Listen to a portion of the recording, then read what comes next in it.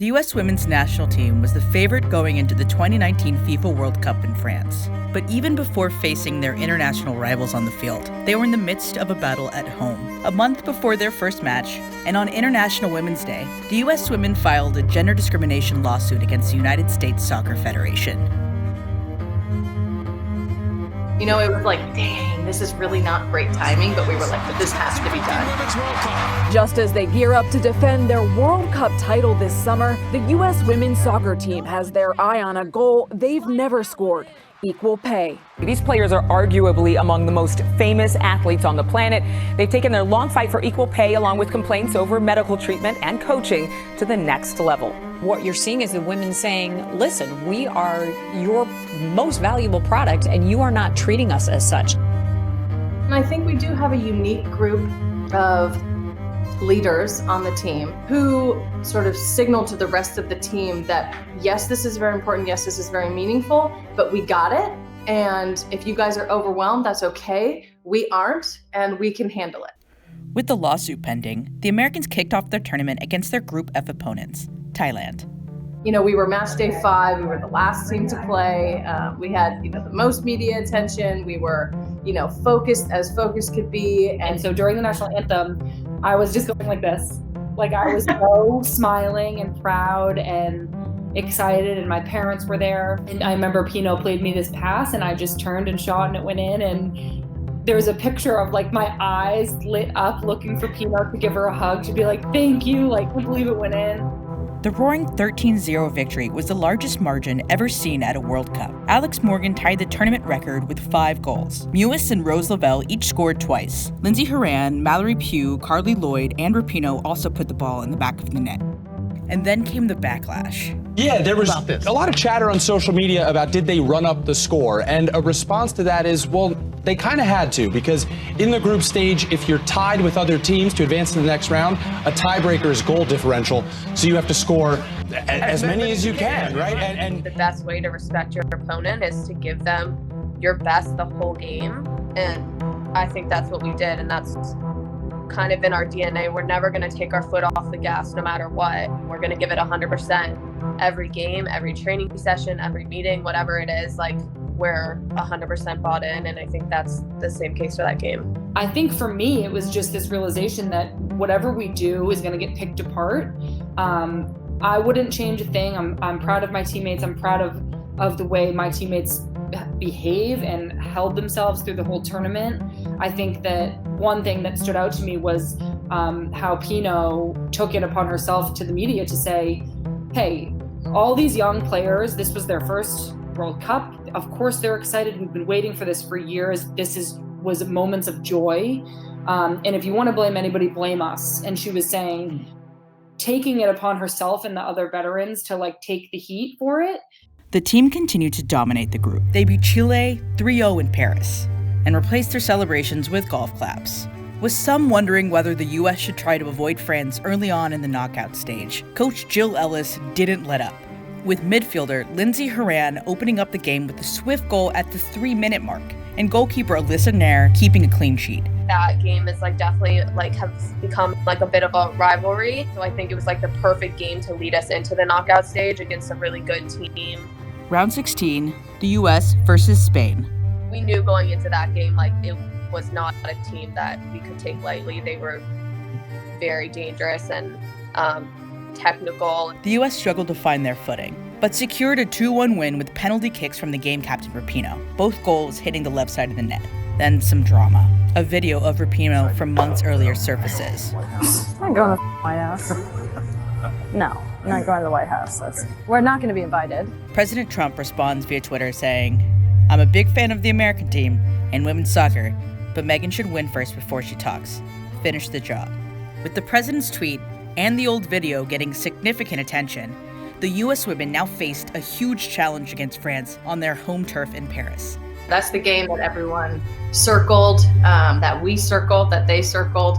It's a knockout round. We're playing in an iconic stadium, against the team that we felt was probably going to be the toughest, one of the toughest competitions. You could hear everyone singing, and I was like, wow, that was so cool. And then France's national anthem played, and it was like blaring with the amount of people and like volume of people singing it. And I was like, oh, shoot, it's a lot of people cheering for the other team. At the 5-minute mark, a free kick from Rapinoe. No one touches it, it'll go in the goal. If someone touches it, it's likely going to be a goal. So just tried to kind of put it in an area that was going to be dangerous. It tucks itself under U.S. defender Julie Ertz, 2 French defenders, and the French goalkeeper. Then an iconic celebratory pose. The grin is a shit-eating grin for sure. And not just like, oh, it's a rebuttal to the haters. Kind of like, it was more so of like, you look down upon us because we're women. And you look down upon us and you don't want us to be successful as an American team because we have, someone who doesn't like you saying that publicly. So there was sort of all of that. And I feel like everything we fight for is like everything he fights against and people like him. And then there was just this moment of like, this is what you play for. At least this is what I play for. We scored early and then we sat back a little bit. So we were kind of playing a lot of defense. We scored again. With Rapinoe at 65, lightly touching a soft pass from forward Tobin Heath. Then, at the 81st minute mark, Gwendolyn Renard scored for France. Just so intense and so high pressure, and really one of the most important and most, it felt like I was walking on the edge of a cliff games I've ever played in. The Americans held on, knocking the home team out in the quarterfinals. I mean, that was the most incredible soccer environment that I've ever played in by a mile. In the semifinals, they played England. The U.S. takes the lead with a beautiful header from forward Kristen Press, assisted by Kelly O'Hara at the 10th. I think the moment for me is when Kristen scores. Having choked up just talking about it, but obviously she, lost her mom early in the year, very suddenly, and just seeing the strength that she had to continue through the whole year and, play her role perfectly, coming off the bench, and to be able to, for her to have that moment is such a big game, to score that goal and to, kind of point up to the sky. It was just like, couldn't have written it any better. England counters with a goal from forward Ellen White at the 15-minute mark. 16 minutes later, the U.S. responds with the perfectly placed assist from Lindsey Horan to Alex Morgan for a header right into the net, and Morgan's 30th birthday nonetheless. England is presented with an opportunity when American defender Becky Sauerbrunn fouls White in the box. A PK is called by the ref. And we've trained it a million times. I mean, you line up, you're supposed to go and follow the rebound. And we all did, and I knew that if there was a rebound that we would clear it out. But then Alyssa just saved it cleanly, catches it, and we're off again. Alyssa Nair saves the PK and maintains the 2-1 victory for the U.S. The finals. The United States face Netherlands. A scoreless first half. And I just remember going into halftime and thinking okay, well, we didn't do our best. We can definitely create more chances and feeling like it was within our control, feeling like, okay, if we just go out there and score a goal, we're going to win. Alex Morgan draws a foul at the 61st. Rapinoe takes the PK, and the U.S. takes the lead. Then, at 69 minutes... Started with Crystal, made this great tackle to stop their counterattack. She got it to Sam. Sam drew one of their midfielders in and played it to me. And I'll give the ball to Rose there 10 times out of 10. Her dribbling at speed from the midfield forward.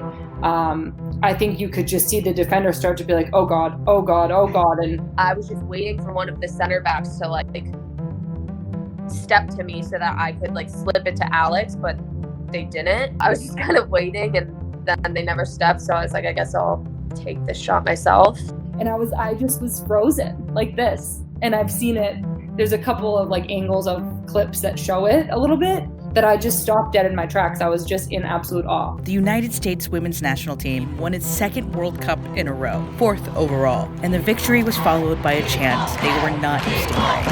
Equal pay. It's rare that the fans get to speak directly to the head of FIFA or directly to, the sort of leaders that be in soccer. And that was their moment to say whatever they wanted to say. And it's pretty amazing and pretty special that that's what they chose to say. We were just constantly at this like high level, and it was so mentally exhausting, but at the same time, it's like obviously at the end very, very rewarding. And it was just surreal. I mean, it was like such a dream come true, so unbelievable, and just feeling this overwhelming sense of relief and gratitude that I got to be part of something so special and so big. Megan, wait!